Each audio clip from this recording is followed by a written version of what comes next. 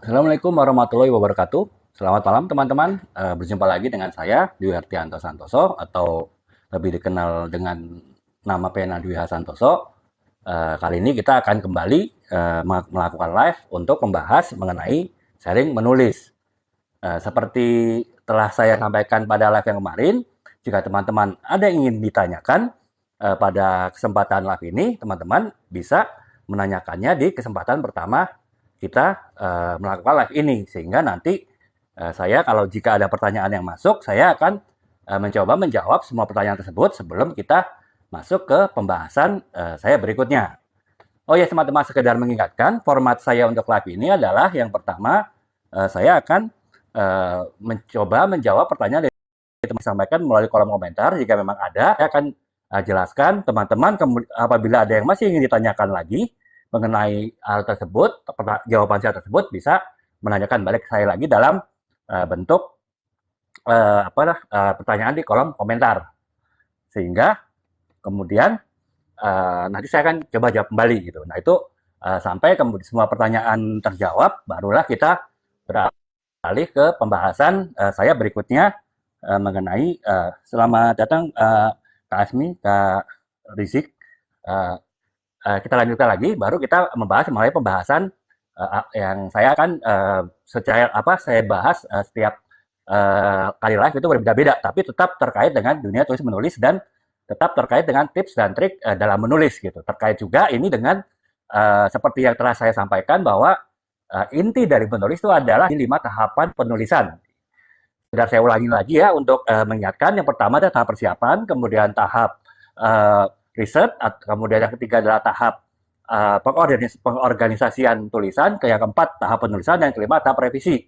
Semua tahap-tahapan tersebut telah saya buat di teman-teman dapat melihat di profil saya, kemudian melihat daftar putar sharing menulis. Di situ ada 21 video mengenai teknik-teknik dan tahapan-tahapan menulis dari awal sampai dengan akhir. Teman-teman dapat mengaksesnya secara gratis karena TikTok series tersebut memang saya open, teman-teman dapat lihat, sehingga nanti teman-teman yang mungkin baru mengikuti live ini ataupun baru mengikuti beberapa video saya, teman-teman dapat melihat kembali video-video saya yang di profil saya tersebut di daftar putar seri menulis. Nanti teman-teman setelah melihat itu ada yang ingin ditanyakan, bisa ditanyakan melalui live ini yang insya Allah akan kita lakukan setiap jam 9 atau mulai jam 9:04 malam sampai dengan sekitar jam setengah 11 setiap hari insya Allah. Nah, ataupun kalau teman-teman ingin menanyakan langsung melalui video tersebut di kolom komentar, juga nanti saya akan baca, kemudian akan saya jawab di dalam live ini juga, atau juga akan saya buatkan video kalau memang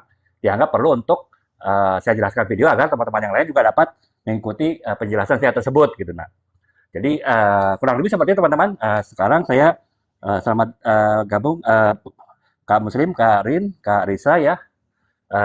Sekarang kita akan mulai bahas lagi pembahasan, ya pembahasan ringan aja sih mengenai tulis menulis.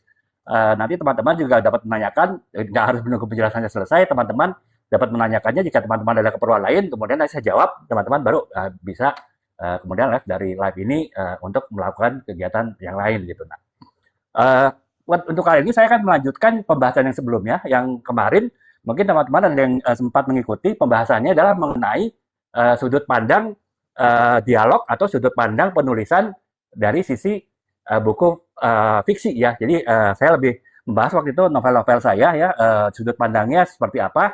Mungkin sekedar mengingatkan kalau teman-teman yang kemarin belum sempat ikut live-nya, ada 4 sudut pandang dalam penulisan fiksi. Yang pertama adalah sudut pandang orang pertama, aku. Jadi si penulis itu menjadi tokoh utama dari seolah-olah jadi tokoh utama dari novel tersebut dan mengetahui hampir keseluruhan dari novel tersebut. Sehingga pembaca yang adalah membaca tulisan dari penulis, dia seolah-olah mengetahui ataupun dapat mengarahkan jalannya novel tersebut juga. Itu sudut pandang orang pertama. Kemudian yang kedua adalah sudut pandang orang kedua, yaitu engkau atau kamu. Jadi di sini penulis berusaha mengajak pembaca untuk dapat mengetahui situasi novel tersebut secara keseluruhan. Tapi memang karena hanya orang kedua, tidak keseluruhan penulisan di novel tersebut diketahui oleh pembaca. Karena yang mengetahui persis adalah si orang pertama tadi, si penulisnya gitu. Nah itu makanya pendekatan ini jarang dipakai dalam novel, walaupun terkadang juga ada yang memakainya gitu. Nah, kemudian ada pendekatan yang ketiga adalah pendekatan orang ketiga, yaitu dia atau mereka. Jadi di sini adalah yang bercerita adalah si orang ketiga tersebut gitu, bukannya si penulis ataupun juga bukan si pembaca. Nah, jadi penulis berusaha mencari tahu mengenai apa yang terjadi pada orang ketiga tadi sehingga nanti akan dimasukkan ke dalam tulisan dan diketahui oleh pembaca yang adalah orang kedua gitu. Nah, untuk pendekatan orang ketiga sendiri juga ada dua kategori ya. Pertama adalah pendekatan orang ketiga terbatas, yaitu di mana si penulis sebagai orang pertama itu tidak begitu mengetahui keseluruhan dari apa yang terjadi, yang dirasakan, yang dipikirkan dari orang ketiga tadi. Itu yang pertama. Yang kedua adalah pendekatan orang ketiga yang lengkap, di mana penulis dapat mengetahui persis mengenai apa yang terjadi pada orang ketiga tadi. Nah, itu adalah jadi empat pendekatan ini adalah sering dipergunakan dalam novel gitu, dan seperti saya jelaskan kemarin, semua bisa dipakai, tapi memang yang umum adalah pendekatan orang pertama. Itulah mengapa hampir semua novel saya, sekitar 8 yang sudah saya tulis adalah menggunakan pendekatan orang pertama. Walaupun kemarin saya jelaskan juga, pendekatan orang pertama belum tentu itu menggambarkan aku sebagai penulis ya, karena saya juga bisa dapat menggunakan pendekatan orang pertama yang bercerita bertutur adalah seorang pria, ya ini tentu saya kan seorang pria sehingga menggambarkan diri saya kan. Tetapi saya juga ada novel saya yang walaupun saya menggunakan bertutur pendekatan orang pertama, tapi seolah-olah saya adalah wanita, tokoh wanitanya gitu. Jadi saya berusaha berpikir, bertindak, berbicara, kemudian juga melakukan hal-hal seolah-olah saya wanita. Nah, ini di novel saya Istri Salihah ya, teman-teman juga bisa lihat di etalase. Nah, itu saya menggunakan pendekatan orang pertama, tapi seolah-olah saya wanita gitu. Ini memang challenge ya, tantangan bagi saya, karena saya sebetulnya adalah pria, tapi saya berusaha menjadi tokoh wanita di novel ini gitu. Walaupun ini memang baru istilahnya eksperimen pertama saya, dan bisa dibilang berhasil lah ya. Jadi bisa menggambarkan keseluruhan novel ini seolah-olah saya adalah wanita. Nah, itu pendekatan untuk di novel atau di secara umum karya fiksi. Kemarin saya juga jelaskan bahwa untuk karya non-fiksi itu tidak dapat menggunakan pendekatan dialog. Karena apa? Pendekatan dialog itu adalah pada cerita yang bersifat narasi. Makanya bisa terapkan di novel atau di cerita pendek. Sedangkan untuk karya fiksi, non-fiksi seperti ini, saya tulis buku-buku marketing, kemudian buku-buku mengenai leadership, ataupun buku-buku mengenai personal branding. Ini pendekatannya adalah saya bukan menjelaskan narasi, saya tapi menjelaskan fakta-fakta, data-data, kemudian hasil-hasil riset, kemudian juga menjelaskan hal-hal ilmiah yang tidak bisa diceritakan seperti dialog atau seperti narasi gitu. Nah, akan tetapi itu tidak sepenuhnya juga benar ya. Artinya pendekatan dalam penulisan pun juga dapat dipergunakan dalam kita menulis non-fiksi, walaupun memang itu relatif terbatas ya, artinya penggunaannya tidak banyak. Kenapa? Di dalam penulisan non-fiksi kita harus mengandalkan fakta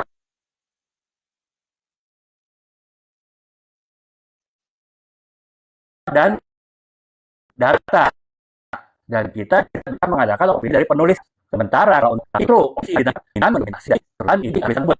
Tetapi pada case tertentu ternyata bisa juga kita menerapkan dialog tadi, sudut pandang dialog pada selamat datang Kak Vicky. Kita juga dapat menjelaskan bahwa pendekatan untuk dialog itu juga bisa digunakan pada penulisan non-fiksi yang sifatnya berdasarkan fakta dan pun terbatas ya, artinya tidak bisa empat hal tadi, pendekatan orang pertama, pendekatan orang kedua, pendekatan orang ketiga terbatas, dan pendekatan orang keempat terbatas yang bisa dipergunakan secara luas di dalam novel itu tidak secara secara luas diterapkan di karya fiksi. Nah, ini saya sekarang akan jelaskan ada beberapa dialog yang bisa dipakai karya fiksi diterapkan non fiksi, walaupun tetap terbatas karena dari fiksi harus menggunakan kemudian data-data yang itu tidak boleh dipengaruhi oleh opini atau pendapat atau juga asumsi dari penulisnya. Kalaupun ada itu terbatas gitu ya. Nah, kalau itu saya akan coba jelaskan sama Kak kemudian saya jelaskan mengenai pendekatan untuk karya non fiksi ya, yang jadi bisa menggunakan pendekatan orang pertama juga gitu. Jadi seperti pertama yang mengetahui keseluruhan isi dari novel tersebut dan juga saya dapat istilahnya mengatur alur cerita gitu. Artinya saya bisa istilahnya ketika sama tokoh pendukung saya bebas aja karena itu adalah pendekatannya menggunakan pendekatan orang pertama si aku jadi bertindak apa saja. Nah, jika untuk non fiksi kita tidak bisa seperti itu karena ini realisasi itu harus diminimalisir dalam sebuah karya tulis non fiksi ya. Jadi ya entah itu buku ataukah mungkin karya ilmiah paper atau skripsi teman-teman, yaitu tentu terbatas ya. Kita masih bisa bertindak sebagai aku mempengaruhi isi tulisan, tapi itu terbatas ya. Nah, ini kemudian itu yang saya jelaskan dulu secara singkat tadi saya jelaskan detailnya berdasarkan buku-buku yang pernah saya tulis. Kemudian yang kedua adalah sudut pandang orang pertama yang apa namanya sama gitu ya. Jadi apa orang tadi yang adalah yang sudut pandang orang pertama yang menyeluruh apa yang terbatas gitu ya. Dan kemudian juga kita bisa menggunakan sudut pandang ketiga tapi terbatas. Artinya kita tidak bisa mempengaruhi orang ketiga itu untuk apa namanya mengisi jalan dari cerita dari tulisan tersebut gitu. Misalnya ya teman-teman, saya teman-teman membuat skripsi tentang misalnya di marketing tentang bagaimana strategi promosi marketing di sebuah perusahaan kecil menengah gitu ya. Nah, tentu teman-teman menulis menceritakan si orang ketiga si perusahaan tadi bagaimana menjalankan kegiatan promosinya. Nah, teman-teman bisa saja mengajukan opini atau usul, oh perbaikannya seperti ini, oh harusnya seperti ini. Tapi tetap yang harus ditulis adalah oh si perusahaan ini melakukan kegiatan ini, tapi bisa jadi dilakukan sebaiknya seperti ini. Nah itu paling-paling teman-teman hanya bisa seperti itu ya, tapi tidak bisa teman-teman mengarang-arang, oh ini perusahaan ini kenapa dia tidak berhasil? Karena dia melakukan ini, ya karena dia melakukan itu. Padahal teman-teman tidak tahu persis bagaimana hal tersebut dilakukan oleh perusahaan sebelum teman-teman bertanya atau meneliti di perusahaan tersebut. Nah, karena itu tetap beraksa. Perusahaan ini tidak berhasil di dalam menunjukkan produk baru. Kemungkinan karena ini itu masih bisa hipotesa, tapi harus dibuktikannya dengan melihat faktanya sendiri di lapangannya seperti apa gitu. Nah, itu yang harus dilakukan. Jadi memang tetap walaupun berdekatan orang tiga, tapi bersifat terbatas. Nah, yang sering dipergunakan adalah sudut pandang jurnalistik. Lalu sudut pandang ketiga dari penulisan narasi atau dialog dari karya non-fiksi. Nah, kalau untuk jurnalistik ini ya seperti kita membaca surat kabar, baik cetak maupun online ya. Jadi benar-benar disampaikan adalah fakta. Tidak boleh wartawan itu memberikan opini, harusnya begini atau harusnya seperti ini. Oh, kejadiannya itu seperti tidak seperti itu harusnya, tapi seperti ini. Nah, itu tidak boleh. Jadi benar-benar wartawan harus menunjukkan faktanya, benar-benar fakta ditulis. Nah, itulah yang harus ditulis. Sama seperti sudut pandang jurnalistik yang dipergunakan, itu adalah pendekatannya. Jadi harus benar-benar kita menulis buku seperti menulis menulis berita ya. Jadi benar-benar harus persis dengan yang akan disampaikan gitu. Nah, selamat datang Kak Sansino. Kemudian yang keempat adalah sudut pandang sejarah. Ini kalau kita ingin menulis buku non fiksi mengenai sejarah, memang kita menggunakan gaya bahasa narasi bercerita ya kalau kita menceritakan sejarah, tapi tetap ini berbeda dengan kita bernarasi ketika kita membuat novel ya, yang kita imajinasinya bebas, tidak ada batasan. Sementara kalau kita menulis sejarah, misalnya kita menulis sejarah perang Pangeran Diponegoro, walaupun kita tidak bercerita mengenai Pangeran Diponegoro, tapi bercerita orang-orang yang hidup pada zaman Pangeran Diponegoro, tetap harus memperhatikan fakta bagaimana perang tersebut terjadi, bagaimana Pangeran Diponegoro berperan dalam perang tersebut, dan bagaimana hal-hal yang dilakukan oleh Pangeran Diponegoro sehingga menyebabkan Belanda menderita kekalahan yang cukup besar dan kerugian cukup besar selama 5 tahun peperangan tersebut. Nah, itu tetap harus dijelaskan sesuai faktanya, sehingga walaupun tetap bercerita, tetap narasi, akan tetapi tetap harus berdasarkan fakta-fakta yang terjadi gitu. Nah, kemudian itu adalah keempat, jadi saya rumuskan lagi. Yang pertama, yang bisa dipergunakan pendekatan penulisan dialog narasi dalam karya non-fiksi itu adalah pertama, pendekatan orang pertama yang bersifat terbatas, kemudian yang kedua adalah pendekatan orang ketiga yang juga bersifat terbatas, kemudian yang ketiga adalah pendekatan jurnalistik, dan yang keempat adalah pendekatan sejarah. Nah, itu yang harus dilakukan. Nah, sekarang saya akan sedikit menjelaskan berdasarkan pengalaman saya selama menulis selama ini gitu ya. Jadi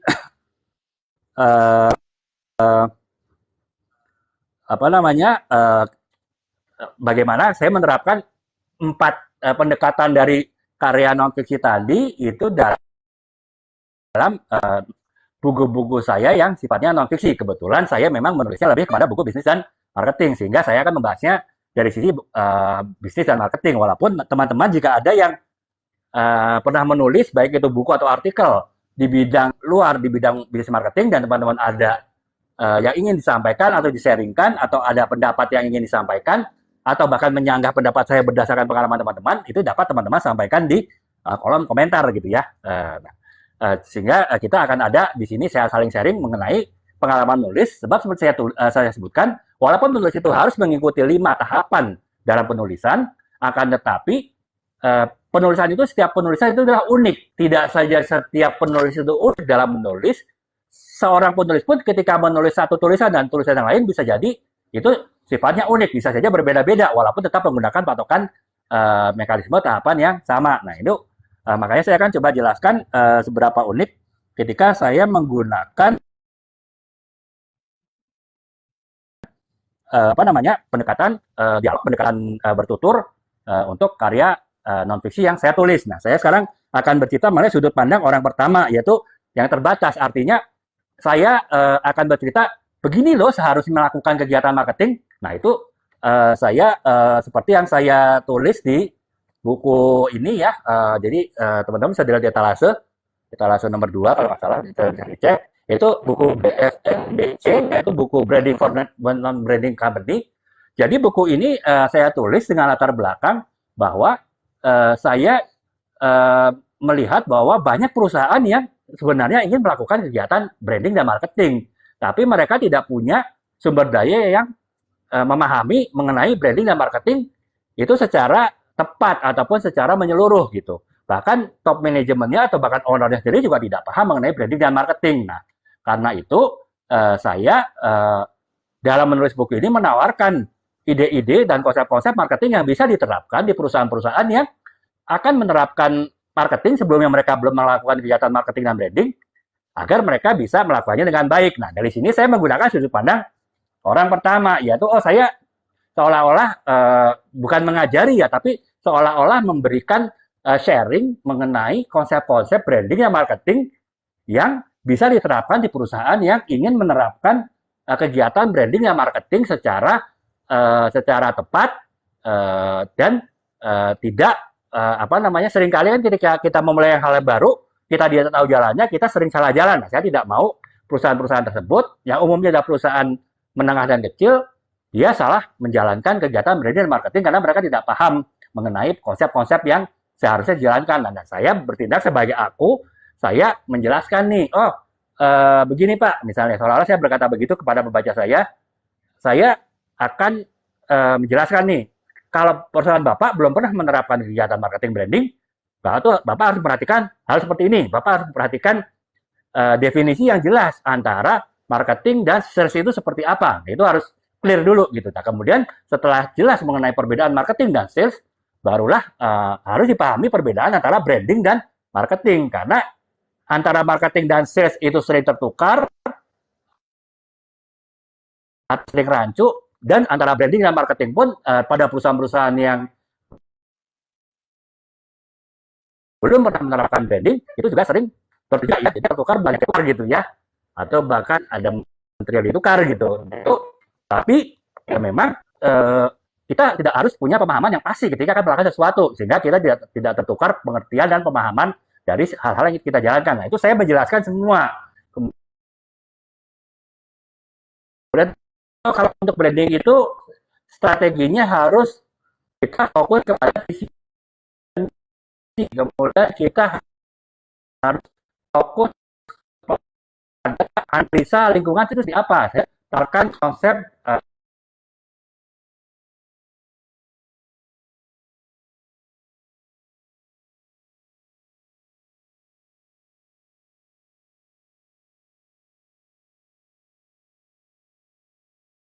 terbatas. Kenapa? Karena pemahaman saya itu hanya mengenai konsepnya, tapi saya tidak tahu persis, oh di perusahaan A itu masalahnya seperti ini, di perusahaan B itu seperti ini, perusahaan saya seperti ini. Saya tidak tahu pasti, makanya saya benar hanya menggunakan pendekatan orang pertama yang terbatas, karena saya tidak tahu kasus-kasus yang dialami oleh pembaca saya, gitu ya, perusahaan-perusahaan yang membaca buku ini, gitu. Nah, kemudian selamat datang Kak Katnoy. Nah, kemudian saya memberikan buku ini dengan pendekatan yang terbatas. Saya tidak sok tahu tuh pendekatannya begini, harusnya begini, tidak boleh yang lain. Saya tidak mengatakan begitu. Tapi saya mengatakan bahwa untuk menjalankannya itu bisa fleksibel, disesuaikan dengan kondisi masing-masing perusahaan. Akan tetapi tetap harus mengacu pada konsep kompleks yang saya tulis di buku ini.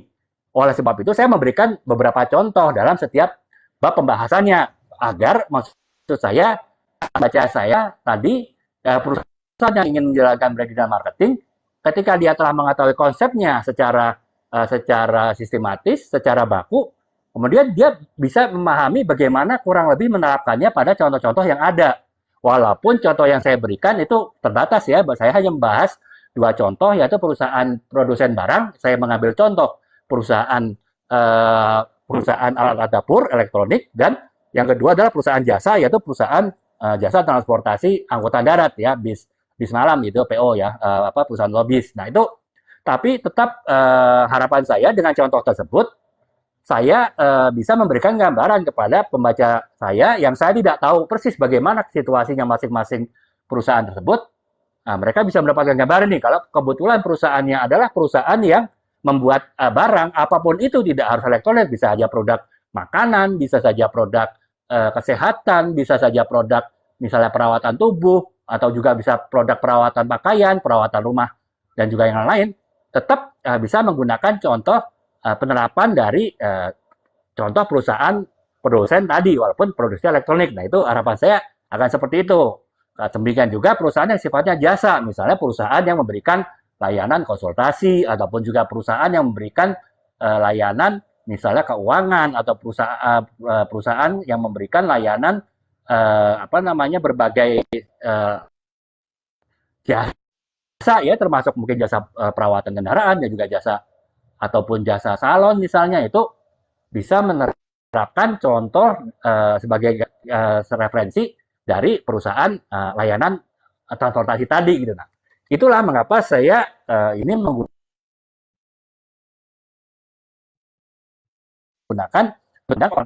buku ini, tapi tetap terbatas karena saya tidak bisa mengarahkan sepenuhnya bagaimana pembaca saya menerapkan konsep ini di perusahaan masing-masing. Saya hanya bisa memberikan arahan, memberikan guidance dengan contoh-contoh yang sifatnya praktis di bidang branding dan marketing, sehingga pembaca saya yang adalah perusahaan yang akan baru menerapkan marketing, branding, mereka bisa memahami dan mencoba menerapkannya tanpa saya menjelaskan secara detail ke masing-masing perusahaan tersebut, karena memang pengetahuan saya terbatas. Pengetahuan saya hanya pada konsep branding marketing, tapi untuk setiap perusahaan yang membeli buku ini terbatas pengetahuan saya. Makanya ini adalah, kalau teman-teman yang tadi mengikuti dari awal, ini adalah saya menggunakan sudut pandang orang pertama yang terbatas. Jadi saya tetap bercerita aku ini begini-begini kita akan menerapkan branding marketing di perusahaan yang baru melakukannya, tapi tetap bagaimana penerapan detailnya itu adalah di masing-masing perusahaan. Saya tidak mempunyai pemahaman yang cukup mengenai orang ketiga tadi, mengenai perusahaan-perusahaan tadi, sehingga ya saya cukup terbatas saja, pengetahuan saya terbatas mengenai konsep yang akan saya sampaikan. Nah, itu adalah contoh penerapan sudut pandang orang pertama yang terbatas. Nah itu kemudian ada lagi pendekatan yang kedua adalah untuk penulisan non-fiksi ada pendekatan sudut pandang orang ketiga terbatas. Artinya saya menceritakan seseorang ataupun sekelompok orang, tapi saya juga tidak terlalu paham mengenai orang tersebut. Saya hanya mencoba memahaminya melalui konsep-konsep, teori-teori, kemudian melalui fakta-fakta, melalui hasil riset mengenai orang tersebut atau kelompok tersebut. Nah, ini saya ambil contoh adalah ketika saya menulis buku leadership ya mengenai bosku otoriter gitu. Nah, jadi saya tidak bercerita, oh saya sebagai orang pertama nih, misalnya saya bos yang otoriter, harusnya begini-begini anak buah, atau saya harus berubah diri seperti ini. Tidak, karena memang saya tidak menempatkan diri sebagai aku dalam menulis menulis buku mengenai bos otoriter ini. Kenapa? Yang pertama jelas karena saya bukan bos ya, jadi ya saya tidak bisa menulis oh aku ini adalah bos otoriter. Yang kedua adalah justru yang ingin saya tujukan dari tulisan ini, buku ini adalah bagaimana karyawan-karyawan itu menghadapi bos yang otoriter, bukannya bagaimana bos otoriter itu melakukan tindakannya dalam otoritariannya tadi itu. Jadi kalau misalnya saya mau bagaimana si bos itu bertindak otoriter, nah itu mungkin saya menulis pendekatan orang pertama ya untuk buku ini. Akan tetapi karena saya ingin justru bagaimana solusi dari adanya bos yang otoriter, saya bercerita mengenai orang ketiga, yaitu mengenai si bos otoriter tadi. Makanya saya menggunakan pendekatan orang ketiga ketika saya menulis buku ini. Saya bercerita mengenai bos otoriter itu seperti ini loh. Bos otoriter ini karakternya seperti ini loh. Bos otoriter itu cara menghadapinya seperti ini loh. Oh, bos otoriter itu bisa berubah sebetulnya, tapi dia harus melakukan ini. Nah, itu saya bercerita mengenai orang ketiga. Ya, tapi tetap karena saya bercerita orang ketiga dan yang saya ceritakan itu adalah kasus yang nyata, yaitu adalah bos yang otoriter ya. Walaupun mungkin di buku ini saya menulisnya imajiner, walaupun sebagian curhat juga ya dari pengalaman saya menghadapi bos-bos otoriter sebelumnya. Akan tetapi tetap saya menuliskannya bos itu sebagai tokoh yang imajiner. Jadi tetap saya tidak paham betul mengenai si bos itu. Makanya saya hanya bisa menggunakan pendekatan orang ketiga tapi yang terbatas. Saya mencoba memahami bagaimana bos yang otoriter itu melalui hasil riset saya terhadap katakanlah buku-buku dan artikel mengenai leadership. Kemudian juga pengalaman pribadi saya menghadapi bos yang otoriter karena saya beberapa kali di beberapa perusahaan menghadapi yang bos yang otoriter. Itu saya jadikan sebagai contoh, sebagai inspirasi ketika saya menggali ide. Nah itu saya coba pahamin gitu, tapi terbatas karena kan saya nggak mungkin, bos saya mau nulis buku bos otoriter, saya mau interview bos boleh nggak? Ya tentu nggak mungkin kan, saya hanya bisa menebak-nebak saja. Kalaupun bertanya mungkin bertanya dari orang dekatnya. Dia yang bisa saya percaya gitu, misalnya staf langsung dia staf sus dia ataupun juga mungkin di personal asistennya yang saya yakin bisa percaya, saya akan ngobrol, saya panjang-panjang mengenai bos itu seperti apa sehingga bisa menjadi inspirasi dalam menulis. Ya, sehingga tetap pengetahuan saya terbatas ya. Nah, makanya ketika saya menulis ini ya saya benar-benar berusaha memahami si bos itu sebagai orang ketiga, sebagai tokoh utama dari buku ini, tapi orang ketiga itu di luar saya, tapi tetap dengan keterbatasan yang saya punya gitu. Jadi makanya saya menggunakan pendekatan sudut pandang orang ketiga yang terbatas gitu ya. Nah, di si buku ini saya bercerita, oh definisi otoriter seperti apa sih? Karena seringkali bos yang galak belum tentu otoriter kan, karena otoriter dan otoritarian itu beda ya. Kalau otoritarian itu masih bisa dengar pendapat, dia masih bisa memahami orang lain, dia masih bisa empati. Sementara kalau otoriter itu ya dia pokoknya maunya gue aja gitu kan, dia gue paling bener, lu salah, pasti begitu. Nah itu beda, itu saya coba pahamin dari sudut pandang saya orang yang di luar si bos otoriter ya, itu saya pahamin melalui hasil riset yang saya lakukan. Kemudian juga bagaimana setelah kita tahu bahwa bos kita itu otoriter, bagaimana kita menghadapi bos yang otoriter tersebut gitu. Nah itu tetap saya menggunakan riset, termasuk juga tadi saya pancing-pancing wawancara dengan personal asistennya si bos yang otoriter, ataupun juga saya tanya-tanya teman yang sering kali berhadapan dengan bos tersebut, atau misalnya Ya, saya membaca artikel lah mengenai banyak kan curhatan kan, entah di website kah, atau di artikel kah, atau juga mungkin di sosmed lah mengenai gaya bos otoriter. Itu saya coba serap, kemudian saya tulis. Dan kemudian berdasarkan pemahaman saya yang terbatas mengenai si bos tadi, nah itu saya menulis buku ini. Nah, makanya ini adalah contoh yang baik dari penggunaan sudut pandang dialog, sudut pandang menulis, sudut pandang bertutur, dari sudut pandang orang ketiga yang terbatas, karena pengetahuan saya terbatas ya. Jadi ini contoh yang terbatas. Nah, kemudian tadi saya jelaskan bahwa pendekatan yang ketiga dari pendekatan sudut pandang dalam penulisan non-fiksi adalah sudut pandang jurnalistik. Nah, ini adalah pendekatan yang paling umum dipakai ya, karena ya sama seperti wartawan, dia datang ke tempat suatu peristiwa, kemudian dia catat peristiwanya apa, dia tanya orang sekitar situ, kemudian juga dia nanya pihak yang berwenang, kemudian setelah itu dia sampai kantor, dia mungkin browsing-browsing untuk menambah ilmunya mengenai peristiwa tersebut, dia tulis apa adanya, dan dia tidak boleh berpendapat gitu. Bahkan dia tidak boleh seharusnya berpendapat dalam bentuk judul yang apa namanya clickbait ya. Seringkali kan kita antara judul berita online dengan isinya itu beda banget. Tujuannya apa? Itu ya agar orang klik. Karena clickbaitnya dibuat yang kontroversial, judulnya dibuat kontroversial, sehingga orang ngeklik, dan kita orang ngeklik ceritanya isinya biasa-biasa saja. Nah, itu pun tidak boleh. Secara judul pun sebetulnya tidak boleh opini ditulis, apalagi di dalam tulisannya itu sendiri, itu tidak boleh opini itu ditulis dalam penulisannya gitu. Nah, makanya pendekatan ini sering dipakai dalam menulis karya non fiksi gitu ya. Nah, banyak sih, kalau itu banyak sekali buku saya menuliskan berdasarkan apa namanya pendekatan jurnalistik ya. Nah, antara lain yang terbaru adalah buku saya ini, yang buku Branding Mistake. Jadi buku Branding Mistake ini bercerita mengenai 101 kesalahan yang sering dilakukan oleh pemasar ketika melakukan kegiatan branding dan marketing. Jadi saya benar-benar mencatat nih apa saja kesalahan yang telah dilakukan oleh para pemasar selama ini. Ya, saya peroleh informasinya baik dari hasil riset saya, kemudian pengalaman saya selama ini, termasuk juga kesalahan yang setelah saya lakukan ketika melakukan kegiatan branding dulu. Ketika saya melakukan kegiatan branding, itu semua saya catat. Kemudian setelah saya catat, kemudian saya analisis, kemudian saya cross check data dengan satu dengan yang lain, sehingga saya ketemu 101 kesalahan mendasar saat branding. Nah, kesalahan itulah kemudian saya tuliskan benar-benar apa adanya di dalam buku ini, tanpa saya mencoba untuk menambah-nambahkan ataupun mengurangi dari kesalahan tersebut ya. Selamat datang Kak Yani Daun. Saya lanjutkan lagi. Jadi benar-benar ini saya menggunakan pendekatan jurnalistik. Apa kesalahan apa yang sering terjadi di dalam marketing, di dalam kegiatan marketing branding, itulah saya catat semua. Dan sehingga saya tidak ada opini sama sekali. Saya tidak ada kepentingan, saya akan mengangkat kesalahan ini saja, sementara kesalahan yang lain tidak saya angkat. Tidak ada sama sekali, benar-benar. Kebetulan saya ketemu angka hampir 101, akhirnya ada beberapa hal yang saya rangkum jadi satu, sehingga total ketemu 101 kesalahan. Nah, itulah makanya saya benar-benar kesalahan itu saya tulis di buku ini. Jadi saya benar-benar menggunakan pendekatan sudut pandang jurnalistik dalam menulis buku ini ya. Ini buku ini menarik teman-teman ya. Setahu saya belum ada buku bahasa Indonesia yang menulis mengenai branding mistik. Saya waktu survei pun juga ada beberapa buku luar ya bahasa Inggris mengenai branding mistik, tapi itu lebih kepada contoh-contoh ya. Saya lupa ngarangan siapa itu.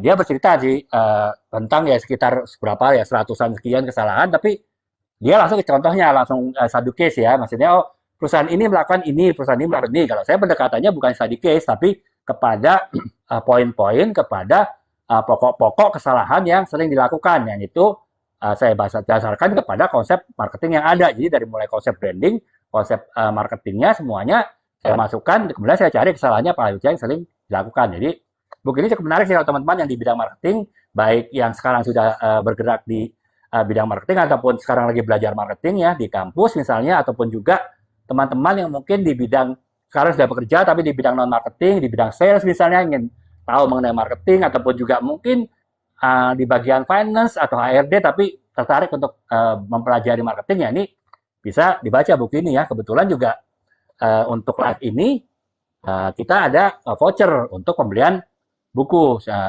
Jumlahnya sih lumayan ya, hitung-hitung bisa nutup ongkir ya, apalagi sekarang kan TikTok lagi program free ongkir nih banyak nih, jadi udah dapat free ongkir juga bisa dapat voucher juga lumayan gitu. Jadi ya teman-teman pertimbangkan aja untuk membeli buku-buku saya, teman-teman bisa lihat di etalase, kemudian bisa dipertimbangkan untuk pembeliannya bisa dilakukan di live, tidak harus live ini, bisa live besok juga gitu. Jadi mungkin teman-teman sekarang berpikir dulu apa yang harus dibeli, kemudian melihat di etalasenya, dibaca sinopsisnya, kemudian baru besok ataupun lusa dapat melakukan pembelian pada acara live ini. Oke, kita lanjutkan lagi ya. Yang berikutnya adalah sudut pandang sejarah dalam penulisan non-fiksi. Ini terus terang saya relatif belum pernah ya menulis sudut pandang sejarah, karena memang ya saya lebih mengambil genre marketing bisnis ya, jadi memang bukan sejarah, sehingga memang terbatas kemungkinan saya untuk melakukan kegiatan-kegiatan ataupun penulisan yang bersifat sejarah. Akan tetapi mungkin ada sedikit yang bisa saya ceritakan, kebetulan bukunya saya nggak pegang sih, saya ceritakan sedikit ya mengenai ketika saya menulis buku pertama saya sih sebetulnya. Itu buku pertama saya yang saya ambil dari blog. Jadi waktu itu COVID ya, tahun 2020 awal ya, ketika mulai COVID, pandemi, kita work from home, kemudian kita banyak di rumah. Saya akhirnya mencoba untuk menulis melalui blogspot gratisan, melalui blog gratisan ya di blogspot.com. Saya mengutarakan kegalauan saya mengenai pandemi tersebut, yaitu dari sisi marketing, karena memang selamat datang Kak Heri, karena memang saya adalah marketer ya. Bagaimana marketer menghadapi situasi pandemi waktu itu ya kan, kita dulu pun apapun bidangnya pun juga kalut ya, apalagi marketing kan banyak berkaitan secara langsung dan tidak langsung dengan banyak orang gitu ya, dengan pasar, dengan konsumen yang pasti akan terhambat oleh kegiatan pandemi. Nah, maka itu saya mulai menulis blog. Setiap hari saya tulis satu artikel bab per bab mengenai saya kasih judul besarnya waktu itu marketing in the new normal. Jadi marketing dalam situasi new normal ya. Padahal tahun 2020 itu belum new normal waktu itu kan. Tapi orang sudah bicara nih bagaimana nanti kalau pandemi ini sudah mulai mereda, kita new normal, bagaimana kita kembali melakukan aktivitas gitu. Nah itu, saya menulis konsep-konsep marketing yang bisa diterapkan, disesuaikan dengan new normal. Walaupun yang saya tulis adalah konsep-konsep marketing sebetulnya, akan tetapi sebetulnya saya juga menggunakan pendekatan sudut pandang sejarah dalam menulis non-fiksi. Walaupun sejarahnya terbatas ya, itu sejarahnya adalah sejarah menghadapi COVID ya, menghadapi pandemi. Nah, seperti itu. Jadi, kan pasti ada ceritanya bagaimana COVID terjadi pertama kali, kemudian bagaimana COVID itu kemudian menyebar, bagaimana dampaknya kemudian kepada, kita waktu itu ada pembatasan, saya lupa istilah apa ya, pokoknya ada pembatasan lah ya, kita harus menghindari menghindari kontak lah, menghindari menghindari itulah. Nah, itu kan tetap itu adalah latar belakang sejarah ya dari buku marketing di new normal saya tulis gitu. Nah, akan tetapi memang itu hanya sekedar latar belakang aja. Misalnya, bagaimana kalau saya di marketing customer service, bagaimana menghadapi situasi new normal. Nah, itu kan saya jelaskan tuh. Nah, itu tetap menggunakan konsep customer service, akan tetapi backgroundnya adalah situasi sejarah pandemi. Nah, itu sehingga saya juga tetap sedikit menggunakan sudut pandang sejarah gitu. Atau juga ketika kita mau membuat periklanan, bagaimana narasi kita beriklan kan beda ya. Kalau waktu dulu sebelum pandemi kita bisa narasi beriklan lucu-lucuan misalnya, atau narasi beriklan yang sifatnya sifatnya itu ceria gitu. Dan itu kan tidak bisa kita lakukan ketika kita dalam keadaan prihatin di COVID ya, ketika pandemi. Nah, itu kita harus merubah konsep beriklan seperti apa. Nah, itu tetap saya mengacu kepada latar belakang sejarah dan petik ya, yaitu sejarah pandemi yang harus merubah dari hal konsep iklan yang sifatnya ceria, lucu-lucuan, menjadi yang sifatnya empati, sifatnya adalah rasa empati dan simpati terhadap bangsa, terhadap masyarakat yang sedang menghadapi COVID. Nah, itu secara terbatas saya menggunakan sudut pandang sejarah ketika menulis buku marketing di new normal tersebut gitu. Jadi ya sehingga tanpa saya sadari ternyata 4 pendekatan dialog, 4 pendekatan dalam penulisan non-fiksi yang masih diperbolehkan dipergunakan karena tidak akan mengganggu objektivitas dan penulis dalam menulis karya non fiksi, itu sudah saya terapkan tanpa sadari di semua buku saya non fiksi yang mengenai marketing dan bisnis ya. Jadi mungkin teman-teman yang baru bergabung, saya bisa ini ulangin lagi ya. Kita hari ini membahas mengenai pendekatan dialog, pendekatan narasi dari sisi non fiksi. Kalau kemarin kita membahasnya dari pendekatan dialog, pendekatan penulisan, pendekatan sudut pandang penulisan dari sisi karya fiksi. Kalau karya fiksi lebih bebas ya, tapi kalau karya non fiksi sangat terbatas karena memang kita harus berdasarkan kepada fakta, kita harus berdasarkan kepada data-data, dan kita tidak boleh mengadakan opini. Nah, itu saya ulangin lagi, sehingga walaupun masih bisa dipergunakan sudut pandang penulisan dialog, akan tetapi sangat terbatas ya, hanya bisa dilakukan. Yang pertama adalah kita menggunakan sudut pandang orang pertama yang terbatas. Kemudian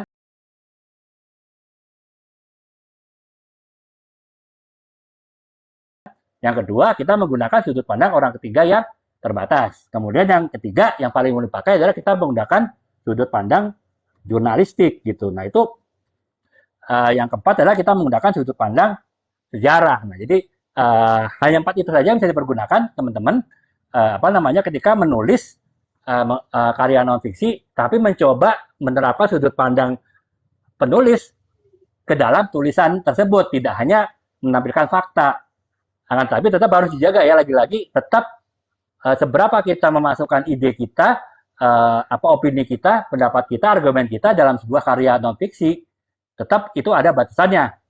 Tetap tidak boleh mengganggu objektivitas dari tulisan tersebut. Dan kalaupun kita berargumen pun, kita harus katakan itu sebagai argumen. Tapi kita tidak boleh menuliskannya itu sebagai sesuatu yang seolah-olah fakta, padahal itu adalah opini kita, itu adalah argumen kita. Ya, kita harus jujur menyatakan, oh ini opini kita, ini argumen kita, ini hipotesa kita. Kalau kita bahas skripsi kan ada hipotesa. Nah, itu kan hipotesa itu tanda petik bebas ya, kita membuat hipotesanya.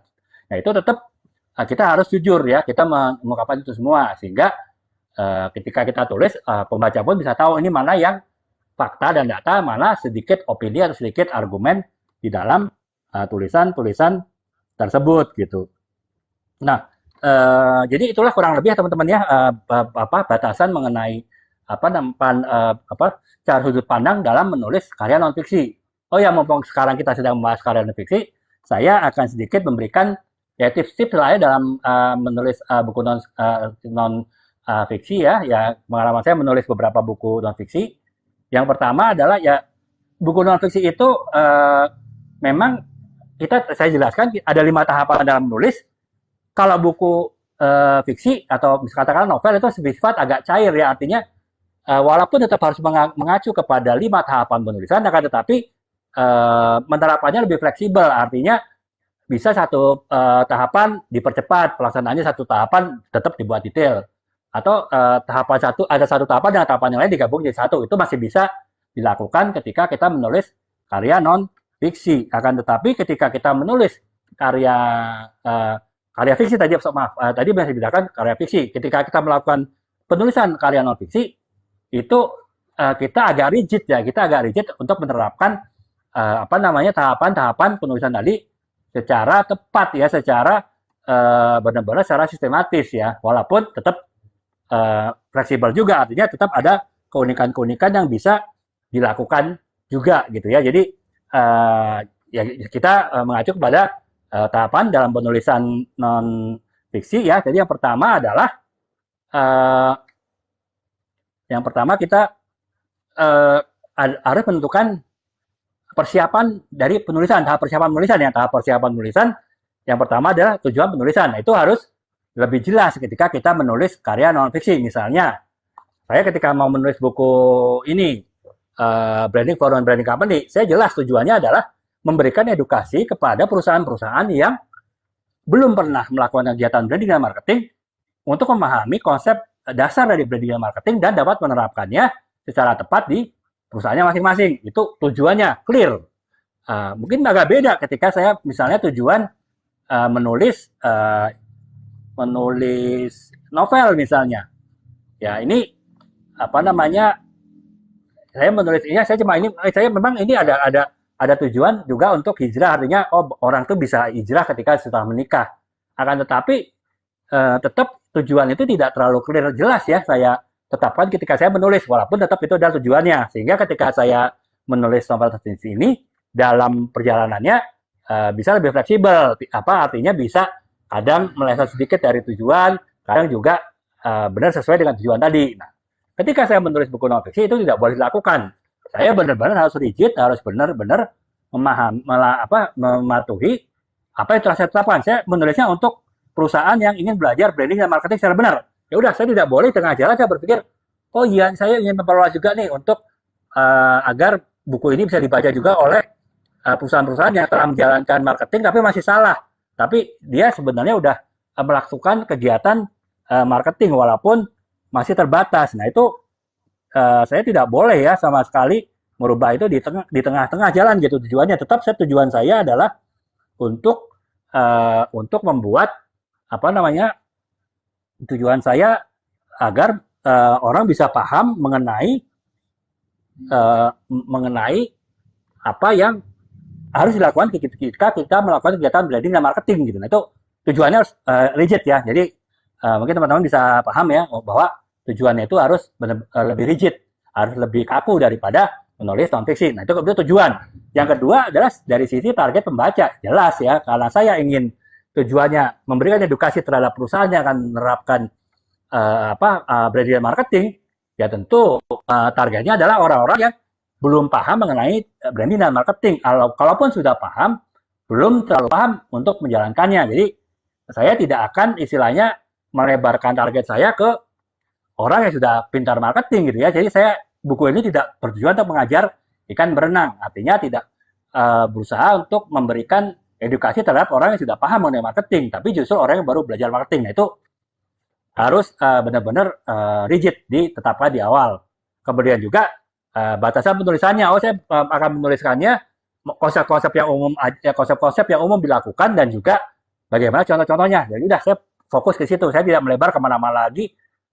Misalnya, bagaimana nanti saya akan menulis bagaimana kalau perusahaan sudah berhasil melakukan marketing, apa yang dilakukan. Saya tidak sampai ke situ. Saya tetap pokoknya perusahaan yang akan melakukan marketing atau branding, yaitu harus dia melakukan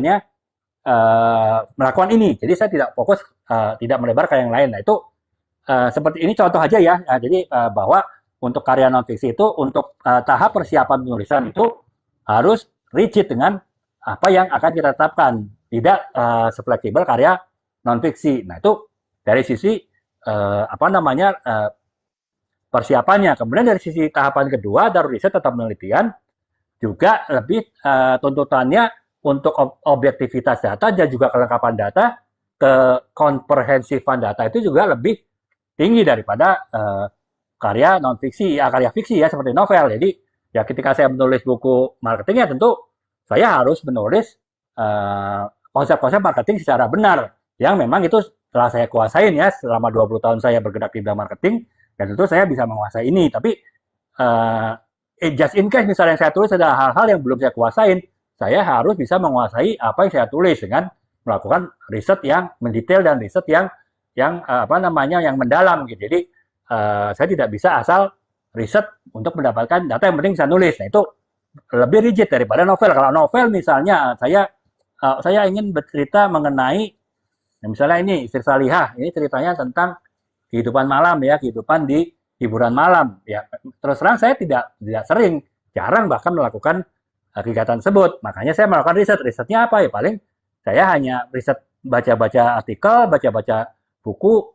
Mungkin ada teman yang 1-2 yang juga suka dugem ya, saya nanya-nanya. Jadi cuma sebatas itu. Saya tidak ada tuntutan harus benar-benar paham apa yang dirasakan, apa yang dilakukan oleh orang-orang yang suka melakukan kegiatan hiburan malam gitu.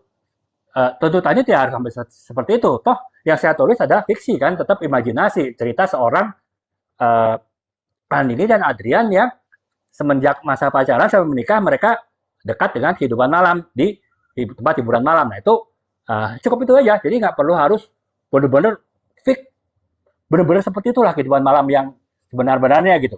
Saya hanya bercerita kasus dari Adrian dan Andini saja. Makanya risetnya tentu tidak semendalam ketika saya melakukan penulisan buku non fiksi ya. Selamat datang Kak Bill. Jadi tetap non-fiksi itu risetnya harus lebih bisa dipertanggungjawabkan. Karena itu kita tanggung jawab penulis untuk melakukan riset ketika membuat karya non-fiksi itu uh, tanggung jawabnya jauh lebih besar daripada ketika kita menulisnya untuk buku-buku yang fiksi. Nah itu dari tahapan yang ketiga ya, tahapan yang keduanya yaitu riset. Nah kemudian ke tahapan ketiga, pengorganisasian tulisan, yaitu kita membuat kerangka tulisan lagi-lagi untuk karya non fiksi itu juga lebih rigid ya, lebih kaku. Karena apa? Yang ditulis adalah fakta, data, dan ketika kita mencari data, tentu kita sudah ada bayangan kurang lebih akan tulis seperti apa. Sehingga ya kita harus mengikuti benar nih kerangka tulisan yang kita bikin.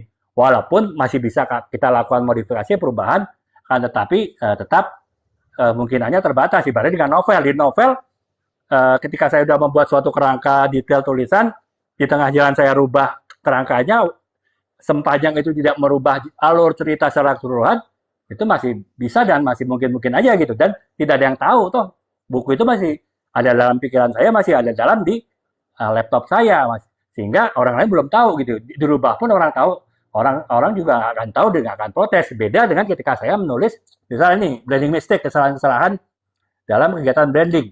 Orang sudah tahu banyak kesalahan-kesalahan yang terjadi dalam kegiatan branding dan konsep branding itu seperti apa, sehingga ketika saya merubah alur penulisan pun orang bisa jadi akan menangkapnya, pembaca bisa menangkapnya gitu, bahwa ternyata saya melakukan perubahan konsep penulisan itu di tengah jalan. Itu masih bisa ditangkap karena memang yang saya sampaikan adalah hal-hal yang bersifat umum, hal-hal yang bersifat diketahui oleh banyak orang gitu. Jadi ya itu tadi ketika sampai masuk ke dalam tahapan penulisan, kita harus benar-benar memahami mengenai bahwa kita tidak boleh seenaknya merubah alur tulisan yang sudah kita susun untuk karya-karya non-fiksi. Nah itu yang ketiga ya. Kemudian tahapan keempat dari penulis adalah penulisan draft, yaitu sama antara non-fiksi dan fiksi ya. Kita tulis aja apa yang akan kita tulis ya.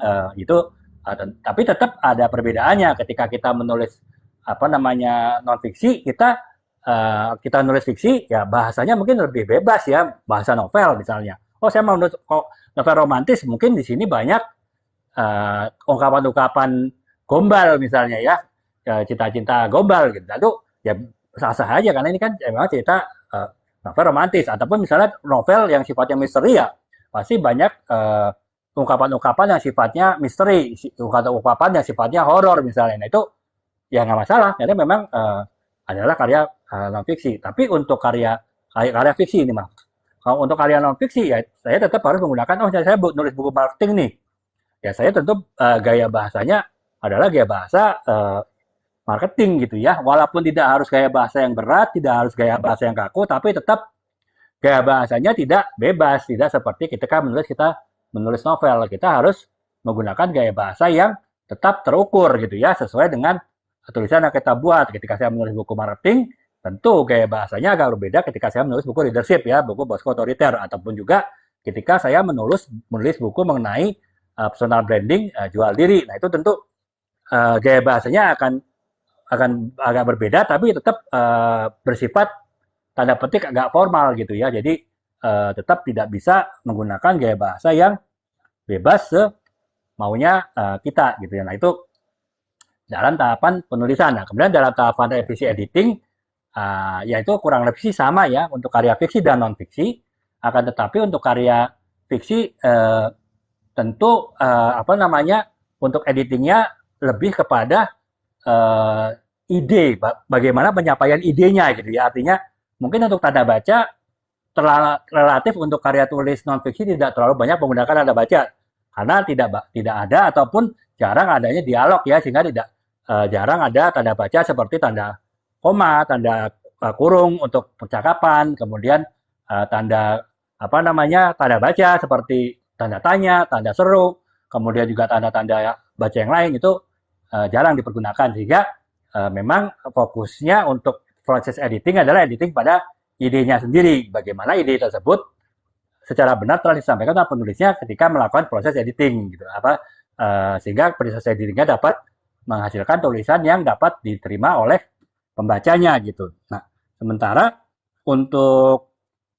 yang untuk yang novel justru penyampaian ide penting, tapi memang tidak terlalu mendetail karena memang di dalam novel tidak terlalu banyak data dan fakta ya, kecuali kalau novel sejarah ya, novel sejarah mungkin juga cukup banyak fakta dan data walaupun tetap tidak sebanyak buku non fiksi.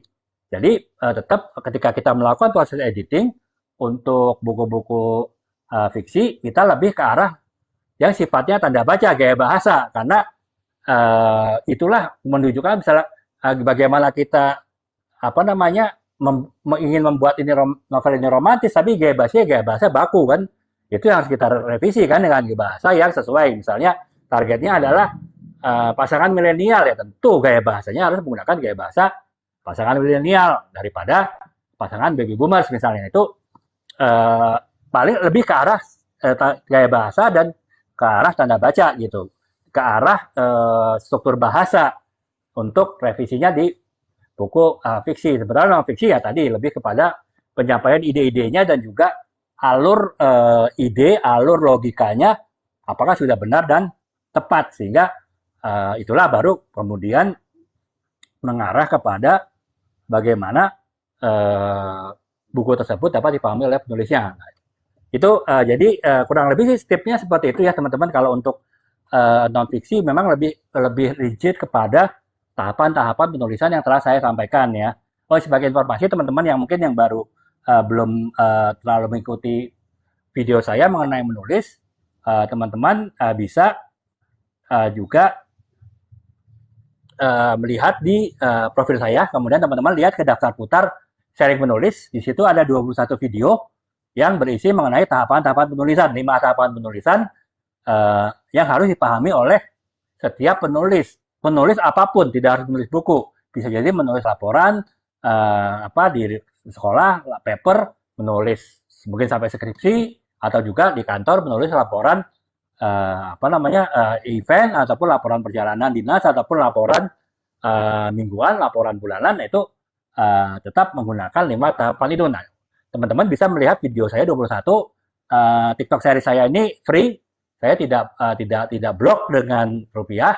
Jadi teman-teman bisa melihatnya 21 tersebut. Mungkin tidak sekaligus ya, mungkin agak bingung, terutama teman-teman yang baru mulai belajar menulis, lihat aja mungkin satu hari 2 atau 3 video, coba dipahamin, kemudian nonton besok lagi 2-3 video, dipahami lagi gitu. Ya kalau untuk gampang sih teman-teman bisa 21 video tersebut di save ya, jadi teman-teman tidak harus bolak-balik masuk ke profil saya ketika teman-teman ingin melihat video-video saya mengenai teknik-teknik menulis, tahapan-tahapan menulis. Akan lebih mudah kalau teman-teman sudah di save, tentu akan teman-teman bisa dilihat di semua ke 21 video tersebut, bisa teman-teman lihat di beranda. Ya lagi saya jamin itu adalah free dan teman-teman bisa akses. Jadi teman-teman bisa mempelajari dari situ. Kemudian teman-teman kalau ada yang ditanyakan bisa bertanya di forum live ini, dan juga teman-teman juga dapat menanyakannya langsung di video tersebut melalui kolom komentar. Nanti saya akan coba bahas mengenai pertanyaan teman-teman, bisa melalui bisa melalui live ini.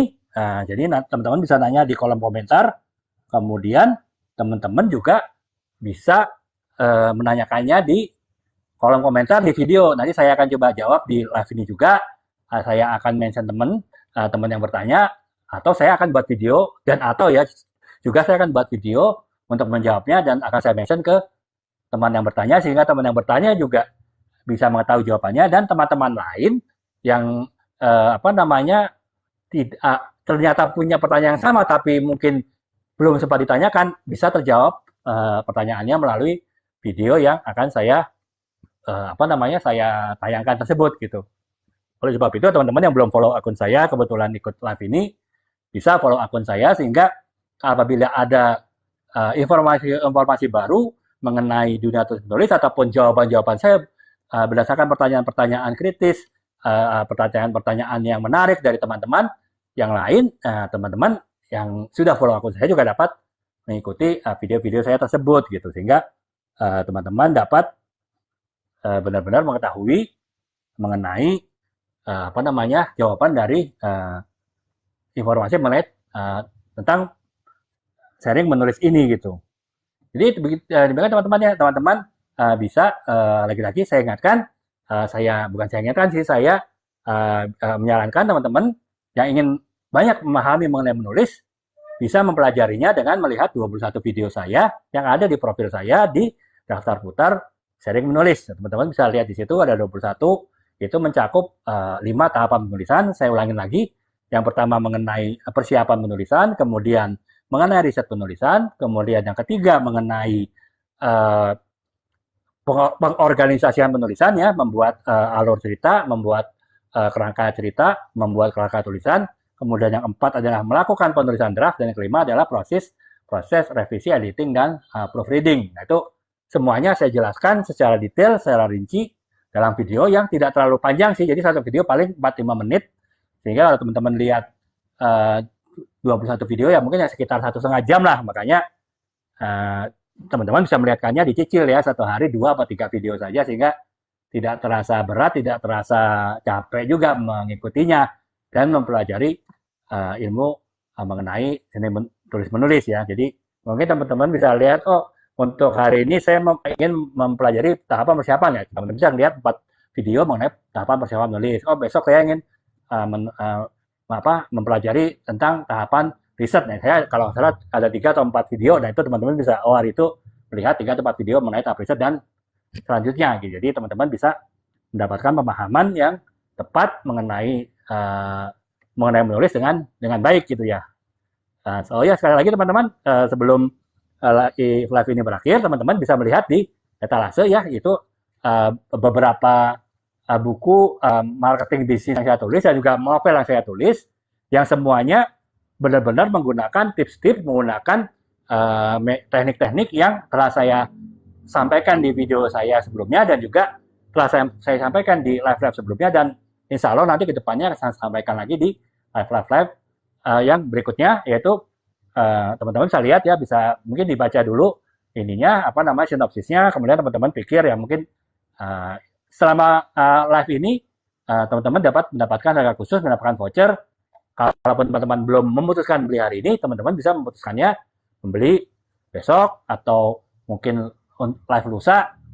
Insya Allah masih ada vouchernya, teman-teman bisa melakukan pembelian saat live tersebut gitu. Dan atau kalau teman-teman ingin masih ragu akan yang ditanyakan, teman-teman bisa melihat sinopsis buku-buku tersebut. Saya ada lagi daftar putar. Yang pertama bahas novel, yang kedua adalah bedah buku. Kalau bahas novel itu membahas novel-novel yang telah saya tulis.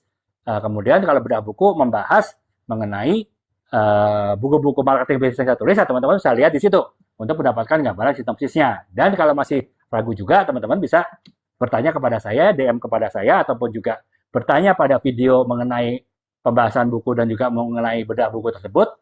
Nanti akan saya jawab, baik secara langsung di kolom komentar, ataupun juga melalui video, mention ke teman yang bertanya, dan juga melalui live yang kita lakukan insya Allah setiap hari sekitar jam 21 atau jam 9 malam. Jadi ya kurang lebih seperti itu teman-teman gambarannya. Jadi ya lagi-lagi saya akhiri ya, sebelum menutup saya akan jelaskan sedikit konsep saya live lagi buat teman-teman yang baru bergabung, ada gambaran. Jadi saya buka live sekitar jam 9, kemudian saya akan menjawab pertanyaan dari teman-teman yang disampaikan melalui kolom komentar. Nah, setelah saya jawab, semuanya jawab, barulah saya akan sampaikan materi, tips, trik, dan juga mengenai konsep-konsep penulis yang saya akan sampaikan sifatnya sih random ya. Jadi artinya karena inti dari penulisan adalah di tahapan menulis. Dan itu sudah kita bahas di awal-awal live kemarin dan juga di 21 video yang teman-teman bisa lihat di profil saya.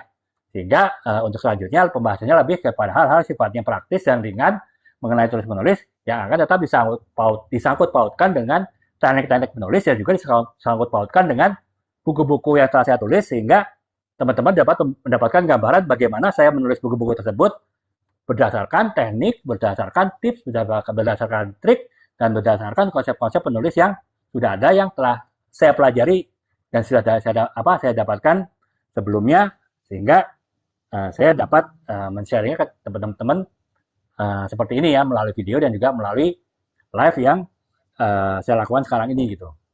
Demikian teman-teman, mungkin kalau sebelum kita berakhir, teman-teman ada yang ditanyakan, teman-teman dapat menanyakan di kolom komentar ya. Jadi saya sebelum berakhir saya bisa jawab, atau kalaupun saya belum bisa jawab, nanti akan saya jawab melalui live besok ataupun juga melalui video yang akan mention ke teman-teman yang bertanya gitu. Jadi teman-teman juga bisa langsung mendapatkan jawaban dalam waktu yang segera dari pertanyaan-pertanyaan saya tersebut begitu. Demikian teman-teman. Terima kasih teman-teman yang masih menonton tayangan live saya ini. Semoga besok dapat bergabung lagi ya, dan teman-teman dapat bertanya apa yang ingin ditanyakan mengenai dunia terus menulis, dan insya Allah saya akan jawab pertanyaan teman-teman tersebut. Baiklah teman-teman, sampai berjumpa lagi besok.